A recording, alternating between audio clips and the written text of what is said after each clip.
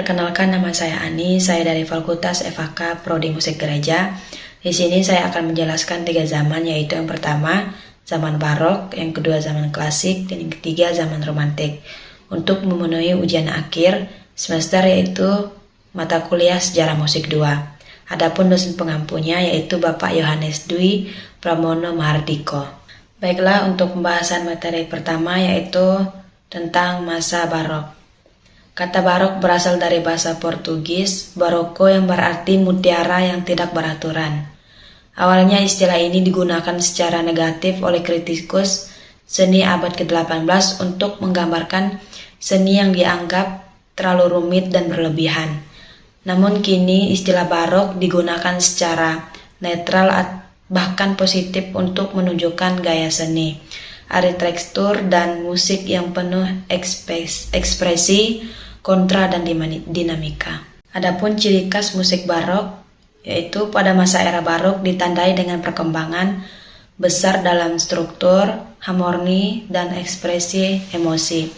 Ciri-ciri khasnya di antara lain yaitu yang pertama, penggunaan ormen musik yang kompleks seperti trills dan moderns. Yang kedua yaitu ada kontra dinamis yang lebih tegas seperti forte dan piano. Dan yang ketiga yaitu munculnya bentuk seni baru seperti opera, oratorio, sonata, dan concerto. Yang keempat ada penggunaan basso dan continue, yaitu teknik pengiring dengan instrumen harmoni. Dan yang terakhir yaitu emosi yang lebih efektif dan dramatis seperti dalam musik vokal maupun instrumental. Adapun untuk tahap perkembangan musik barok yaitu yang pertama barok awal 1600 sampai 1640. Yang pertama, munculnya opera pertama oleh Claudio Monteverdi pada tahun 1607. Yang kedua, perkembangan monodi dan recitativo, nyanyian yang menyerupai berbicara dalam opera. Yang ketiga yaitu harmoni mulai lebih berani dibanding musik Renaissance. Adapun yang perkembangan yang kedua yaitu barok tengah 1640 sampai 1680. Perkembangan bentuk musik instrumental seperti sonata, suite, dan concerto grosso. Yang kedua, pemisahan gaya nasional, gaya Italia atau dramatis, gaya Prancis atau elegan, gaya Jerman atau kompleks. Adapun yang ketiga yaitu barok akhir, yaitu pada tahun 1680 sampai 1750. Yang pertama yaitu ada puncak dari struktur musik formal seperti fugue, concerto, dan oratoriо. Adapun yang kedua yaitu komponis berasal dari seperti Johann Sebastian Bach, George Friedrich Händel, dan Ennio Vivaldi mencapai puncak kejayaan mereka. Adapun yang ketiga yaitu sistem tonalis mayor minor menjadi fondasi utama musik barat. Adapun komponis serta karya-karya pada masa barok yaitu sebagai berikut. Baik, untuk materi yang kedua yaitu sejarah musik zaman klasik pada tahun 1730 sampai 1820. Adapun latar belakang sejarahnya yaitu yang pertama, muncul setelah era barok yang kaya dan rumit. Yang kedua, dipengaruhi oleh zaman perpecahan yang mengarahkan akal, keteraturan, dan keseimbangan. Dan yang ketiga yaitu musik menjadi lebih sederhana, harmonis, dan mudah dipahami oleh masyarakat umum.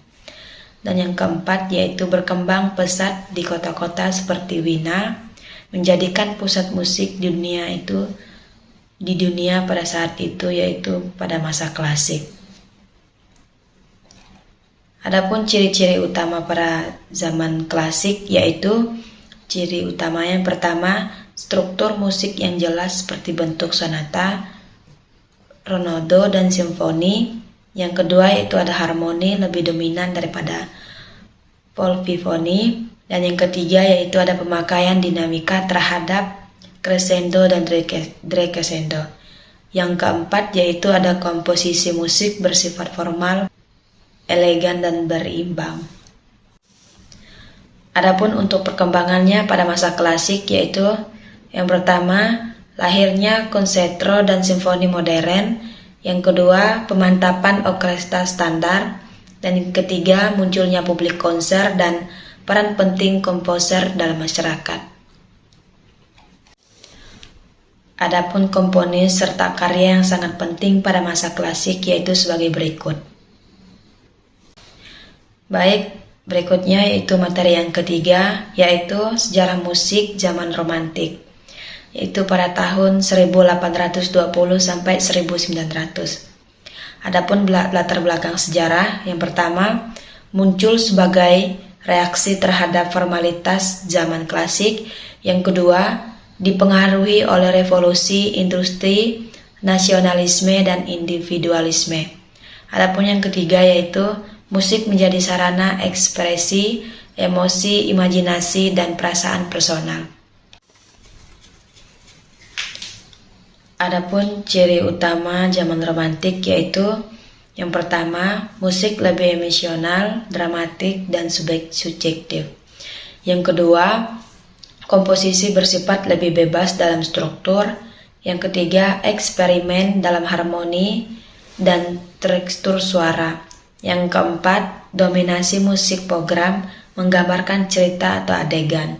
Dan yang kelima yaitu berkembang sebagai terutama dalam karya piano dan biola.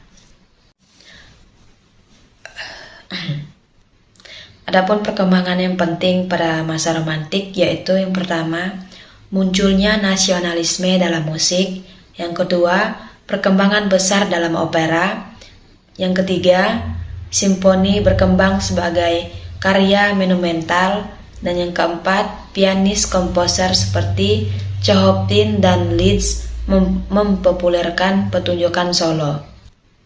Adapun perkembangan yang penting pada masa romantik yaitu yang pertama, munculnya nasionalisme dalam musik, yang kedua, perkembangan besar dalam opera, yang ketiga, simfoni berkembang sebagai karya monumental, dan yang keempat, pianis komposer seperti Chopin dan Liszt mempopulerkan pertunjukan solo. Adapun komponis serta karya-karya penting pada masa romantik yaitu sebagai berikut. Baiklah, sekian video singkat tentang penjelasan masa barok, masa klasik, dan masa romantik. Terima kasih telah menyaksikan. Tuhan Yesus memberkati. Terima kasih.